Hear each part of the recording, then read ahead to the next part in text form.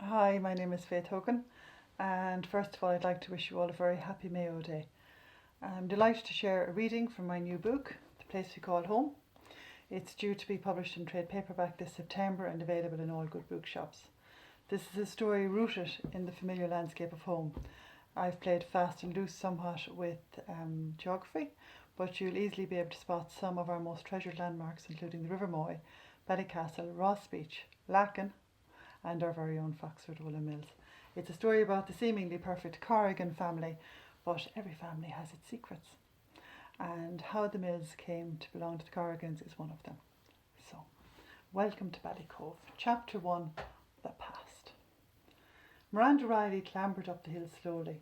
The heat made her cotton dress damp against her back, and the stitching cut out into her narrow shoulders and arms.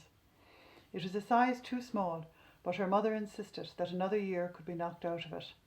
Her discomfort was heightened by the box of vegetables she carried in her arms, heavy and cumbersome, and her excuse to escape the fraught atmosphere of home. It was worth being out of breath to make this short journey. Most days she ambled up to old Mrs. Bridgestock's cottage on an errand of some sort. It was only a short distance really, but it was such a delightful place it might as well have been in the next county. How removed was it from the bleak undertone of her own abandoned home? It seemed to Miranda that Mrs. Bridgestone could be the oldest person in the world. She wore her dresses long and black. Her hair, white and held with pins, framed her soft and lined face in the same fashion as it had some 50 years earlier in the wedding photo that sat on the sideboard. Although Mrs. Bridgestock wore the marks of age in her stooped shoulders and slow walk, the woman in the photograph, staring lovingly at the man next to her, would always be who she truly was. There was that same generous glint in the old lady's eye, and no one ever called, but they weren't offered the little her cupboards held to bolster them for whatever might come next. Miranda eagerly made her way now, thinking of what they might share today, and how they might sit and talk about how things were when Mrs. Bridgestock was a girl. In the distance, she could just about see the chimneys of Bridgestock Cottage peep above the wall of ash and rowan that shaded the farmhouse from winter winds and prying eyes. It was a lazy morning on the cusp of summer, and Ballycove welcomed the sun as it did everything else that came its way, balancing a languid acceptance with reluctant eagerness. In truth, it seemed to Miranda Riley that the only thing that this village had greeted with any great excitement had been the return of her father a few weeks earlier. The whole village turned out to welcome back Harry Riley after 4 years of war and 6 of convalescence. The sun didn't shine that day, but flags blew vigorously on the breezy afternoon wind, and the whole street lined out to greet the returned hero.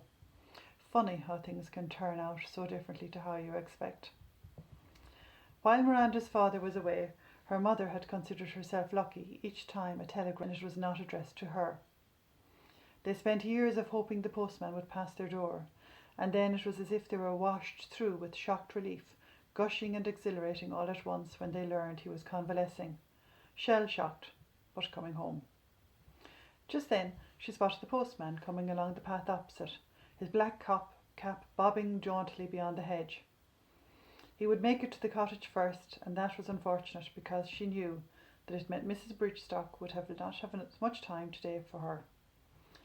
Miranda sighed as she made her way along the narrow track, worn down by her own feet on her daily visits here. She made it to the door just as he propped his bicycle against the grainy windowsill, and smiled when he patted her head as though she was a friendly sheepdog. She dropped the box of vegetables in the darkness of the hallway and slumped down on the step at the front of the cottage. She would sit for a while before making the journey back to the village. There was no rush, only more chores her mother had dreamed up to keep her out of mischief.